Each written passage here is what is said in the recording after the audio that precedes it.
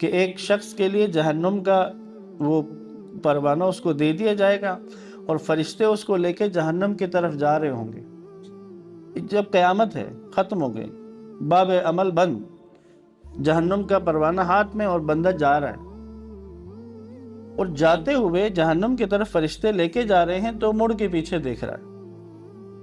فرشتے پوچھتے ہیں کیوں پیچھے مڑ کے دیکھ رہے ہو؟ کہتا ہے مجھے نہیں لگتا تھا کہ میرا رب مجھے جہنم میں ڈالے گا۔ پروانے جہنم ہاتھ میں ہے، فرشتے تمہیں جہنم میں لے کے جا رہے ہیں، اب بھی کہہ رہے ہیں کہ مجھے نہیں لگتا میرا رب مجھے جہنم میں ڈالے گا۔ آواز قدرت آتی ہے، روک دو، میرے بندے نے ایک نیک عمل کیا ہے، میں اس کو جزا دینے لگا ہوں۔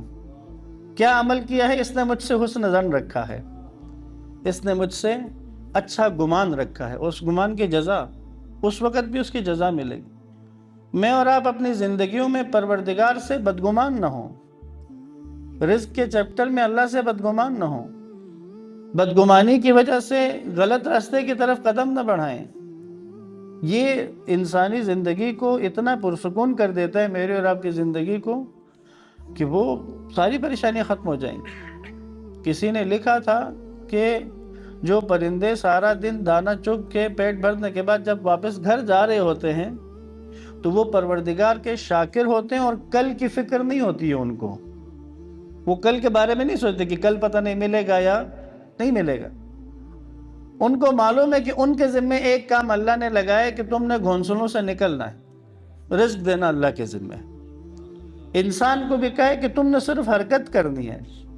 یہ رزق کا وعدہ آلسی بنانے کے لیے نہیں ہے، سست بنانے کے لیے نہیں ہے۔ اے میرے بندے، تو حرکت کر، تو کوشش کر، تیرا رزق تیرے پروردگار نے رکھا ہوا ہے، مطمئن رہیں۔ جس نے اس بات پر اللہ سے اچھا گمان رکھا تو اس کا معاملہ رزق کے چیپٹر میں شیطان اس سے مایوس ہو جائے گا۔